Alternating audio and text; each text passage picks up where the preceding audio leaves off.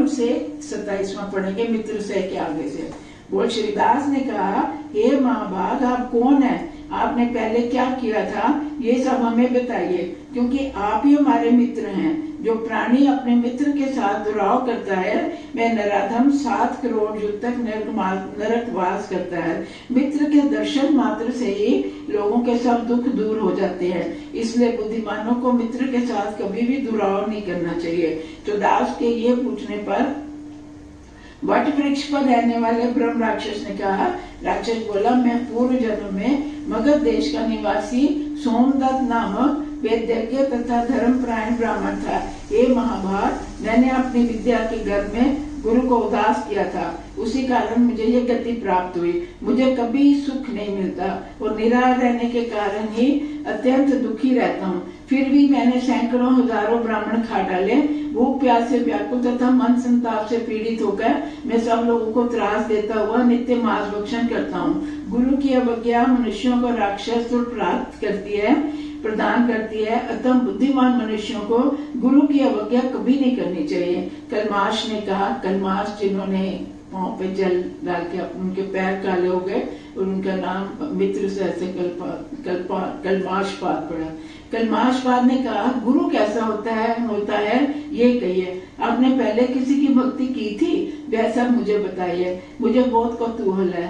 सोमवत बोला, गुरु बहुत आदरणीय और पूज्य होते हैं। ये सखे, मैं तुम्हें उनके विषय में बताता हूँ, जो वेदों के अध्येता, वेदार्थ के ज्ञाता, सत्य शास्त्रों के वक्ता, धर्म प्रवर्तक, नीति शास्त्र के प्रवक्ता, मंत्रियों में व्याख्याता, वेद वाक्यों में संदेह को मिटाने वाले, व्रतों में विषय के बताने वाले, भय से रक्षा करने वाले, अन्नदाता, अपने कर्मों का निवारण करने वाले, ससुर, मामा, बड़ा भाई, पिता, जन्म से मृत्यु तक सभी कर्मों को कराने वाला और राजा, ये सब गुरु कहे जाते हैं। कौन कौन गुरु माने जाते हैं? ससुर, मामा, बड़ा भाई, पिता, जन्म से मृत्यु तक जो सभी कर्म कराते हैं हमसे, वो सब गुरु कहे जाते हैं। ये सभी बड़े वंदनीय और पूजनीय होते हैं। इनके संबंध में अन्य विचार ना करें। कलमाशपाद ने कहा, आपने अनेक गुरुओं के विषय में कहा, ये सब एक जैसे होते हैं, अथवा इनमें कौन श्रेष्ठ है, मुझे बताइए। सोमदत्त बोला, हे महाप्रज्ञ, तुम धन्य हो। तुमने जो पूछा वह मैं तुम्हें बताता हूँ, क्योंकि इससे मेरा भी कल्याण होगा। यद्यपि हम राक्षस भाव में होने के कारण भूख तथा प्यास से व्याकुल हैं, फिर भी गुरु महात्म की चर्चा से हमारा भी कल्याण होगा। ये सभी गुरु निस्संदेह समान रूप से सदैव पूजनीय हैं। फिर भी मैं तुमसे शास्त्रों का उत्तम सार कहता हूँ, सुनो। वेदों के अध्यापक, मंत्रों के व्याख्याकार, पिता तथा धर्म उपदेशक, ये सब विशिष्ट गुरु कहे जाते हैं। हे राजन, इनमें भी परम गुरु के विषय में सुनो। सब शास्त्रों को जानने वाले कहते हैं कि जो देव पूजा के कर्म, देव पूजन के फल और गुप्त मंत्र को दें, वे परम गुरु हैं। जो गुरु धर्म शास्त्र और पुराणों का उपदेश करे, उन विद्वानों को भी परम गुरु ही समझना चाहिए। ये राजन, वेद शास्त्रों का विभाजन करने वाले धर्मात्मा वेद व्यास ने पुराणों में ये सब धर्मों का वर्णन किया है। जो लोग भक्ति युक्त होकर पुराणों को सुनते हैं, उनकी बुद्धि स्थिर और धर्मपरायण होती है। धर्म से पाप नष्ट होते हैं और पवित्र ज्ञान की उपलब्धि होती है। जो लोग धर्म, अर्थ, काम, मोक्ष, इच्छित फलों की अभिलाषा रखते हैं, उन्हें निस्संदेह पुराण सुनने चाहिए। यदि ये ज्ञान गौतम मुनि द्वारा प्राप्त हुआ है, मैंने गंगा नदी के मनोरम तट पर सब धर्मों के विषय में पुराण, शास्त्र कथन उन्हीं के द्वारा सुना है। एक समय मैं शिव जी की पूजा कर रहा था, उसी समय वे यहाँ आ पहुँचे, परंतु मैंने उनको प्रणाम नहीं किया। तब उन महाबुद्धिमान, तेजस्वी, शांत स्वभाव गौतम ऋषि ने मुझे धर्म कर्म करते हुए देखकर ये सोचकर प्रसन्नता प्राप्ति, ये मेरे बताए हुए धर्म मार्ग पर चल रहा है। परंतु मुझे पूजा में संलग्न देखकर जब शिवजी ने मुझे गुरु की अवज्ञा कहते देखा, तो उन्होंने मुझे राक्षस बना दिया। कि भगवान शिव कभी भी गुरु की अवज्ञा बर्दाश्त नहीं करते। जैसे रामायण में भी आता है कि कालभूषण ऋषि गुरु की अवज्ञा करते हैं, तो गुरु तो शांत रहते हैं, कुछ नहीं कहते, लेकिन भगवान शिव उनको श्राप देते हैं। वो कहते हैं मैं गुरु का अनादर बर्दाश्त नहीं करता। इसी तरह यहाँ भी इन्होंने गुरु का अनादर किया। गुरु तो बहुत खुश हुए गौतम ऋषि कि ये मेरे बताए हुए रास्ते पे ही चल रहा है, लेकिन भगवान शिव को ये बर्दाश्त नहीं हुआ कि ये गुरु आया तो उसके आदर के लिए क्यों नहीं खड़ा हुआ। जो व्यक्ति ज्ञान अथवा ज्ञान से भी गुरु की अवज्ञा करता है, उसके धर्म, धन, कल्याण की क्रियाएं नष्ट हो जाती हैं। जो मनुष्य गुरु को आदर से पूजा करता है, उसे सब संपत्तियां प्राप्त होती है। ये राजन, मैं उसी पाप के कारण ही जल गया, शिव जी के पाप के श्राप से ही मैं इसी पाप के कारण जल रहा हूँ। पता नहीं इस शुद्ध अग्नि से कब मुक्ति मिलेगी। सूर्य जी बोले, हे ब्राह्मणों, इस भांति उस वट वृक्ष के नीचे धर्म चर्चा करते हुए वे दोनों पाप मुक्त हो गए। तभी वहाँ कलिंग देश का वासी गर्ग नामक एक ब्राह्मण आ पहुंचा। उसने कंधे पर गंगा जल रखा हुआ था और प्रसन्नता पूर्वक भगवान शंकर के नाम का जप कर रहा था। उस मुनि को देखकर पिशाची और राक्षस दोनों ने कहा, हम दोनों का भोजन आ गया। ये कहकर इन्होंने अपने अपने जीवन की कथा सुनाई। जो पिशाची थी उसने राजा को श्राप दिया, राजा ने पिशाची को श्राप दिया।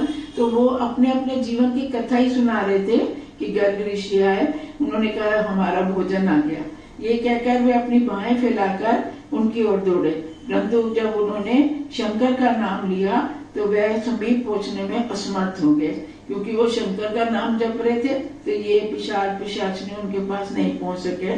दूर से ही खड़े होकर इस प्रकार बोले। राक्षसी ने कहा, हे महाभाग, हे महात्मा, हे भद्र, जिनके नाम सुनने मात्र से राक्षस दूर बने रहते हैं, उनका लाभ लेने वाले आपको प्रणाम है। पूर्व काल में हमने करोड़ों सहस्त्र ब्राह्मणों को खा डाला है, परंतु आपको तो शिव का नाम का उच्चारण ही बड़े संकटों से बचाता है। यद्यपि हम दोनों राक्षस हैं, परंतु शिव के नाम की महिमा से हमें परम शांति प्राप्त हुई है। शिव जी का नाम संसार रूपी घोर रोग में एक औषध तुल्य है। एक ब्राह्मण गंगा जल की एक बूंद के अभिषेक से ही मुक्ति मिल जाती है। ये ब्राह्मण, पृथ्वी पर जितने भी तीर्थ हैं वे गंगा के एक कण के बराबर भी नहीं है। सरसों भर तुलसी दल मिश्रण से गंगा जल 21 पीढ़ियों तक पवित्र करता है। अतः हे महाभाग, हे सर्वशास्त्रज्ञ, आप गंगा जल के अभिषेक से हम पापियों को भी मुक्त कर दीजिए। सूर्य जी बोले, राक्षसों द्वारा गंगा जी के श्रेष्ठ महात्म को सुनकर ब्राह्मण बड़े आश्चर्यचकित हुए। वे सोचने लगे, जब इन राक्षसों को गंगा जल के प्रति इतनी श्रद्धा है, तब ज्ञानी और महापुण्यशाली लोगों के विषय में तो कहा ही क्या जा सकता है। तत्पश्चात उन कृपालु ब्राह्मण ने तुलसी दल मिश्रित, उन्होंने गंगा जल में तुलसी दल मिलाया, तुलसी दल मिश्रित गंगा जल को उन दोनों राक्षसों पर छिड़क दिया। गंगा जल के सरसों के बराबर बूंद के स्पर्श से ही राक्षस अपनी जोनी को त्याग कर देवतुल्य बन गए। ब्राह्मणी, उसका पुत्र सोमदत्त, तीनों ही अपने हाथों में शंकर चक्र गदा धारण किए हुए विष्णु स्वरूप को प्राप्त हुए और तदुपरांत वह ब्राह्मण भी नामोच्चारण करता हुआ हरि मंदिर में जा पहुंचा और कलबाश पाद राजा भी अपने पूर्व रूप को प्राप्त हुए। इस प्रकार उस समय राजा अपने मन में अनेक तरह के विचार करने लगा। तब अप्रगढ़ सरस्वती महारानी ने राजा को दुखी जानकर ऐसे धर्मयुक्त महावाक्य कहे, हे राजन, तुम बड़े भाग्यशाली हो, तुम्हें दुख नहीं करना चाहिए। राज्य भोग समाप्त होने पर तुम्हारा परम कल्याण होगा। हरि भक्ति परायण लोगों को पाप कर्म नष्ट हो जाते हैं, इसमें कोई संदेह नहीं। वे विष्णु के परम पद को प्राप्त करते हैं। सब प्राणियों पर दया करने वाले, वेद मार्ग पर चलने वाले तथा गुरु पूजा परायण लोग परम स्थान को प्राप्त करते हैं। इन शब्दों को सुनकर राजा अत्यंत प्रसन्न हुआ तथा अपने गुरु का स्मरण करने लगा। फिर राजा ने गंगा की स्तुति करते हुए उन्हें प्रणाम किया।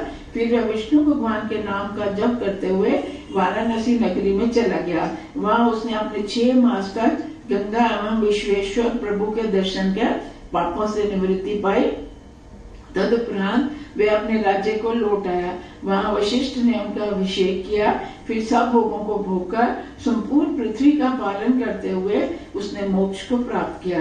हे ब्राह्मणों, वाराणसी और विष्णु के गुणों का श्रवण, स्मरण, गायन करते हुए गंगा जल पीने वाले मनुष्य मुक्त हो जाता है। हे ब्राह्मणों, आपने गंगा के उत्तम महात्म को सुना। ब्रह्मा, विष्णु, शिव की इसकी पार नहीं पा सकते। गंगा का महत्व ब्रह्मा, विष्णु, शिव भी नहीं पा सकते। इनके नाम स्मरण मात्र से ही करोड़ों महापाप दूर हो जाते हैं और मनुष्य ब्रह्मलोक हो जाता है। इसमें संदेह नहीं। जो लोग एक बार भी गंगा स्नान करते हैं वे पाप मुक्त होकर ब्रह्मलोक को चले जाते हैं।